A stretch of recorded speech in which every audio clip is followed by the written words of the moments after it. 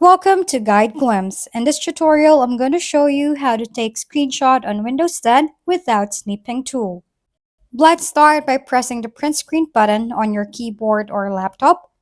Some PC use press Alt plus print screen. It depends on your computer. Next, search for Paint on the search bar and open it. After that, click on the File tab located at the top, then select New. In here, click the paste, and now you can see your screenshot. Next, click the File tab again, and click Save As. Choose your file path, and click Save. Once again, thank you for watching.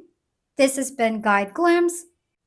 Don't forget to like, share, and subscribe for more how-to videos.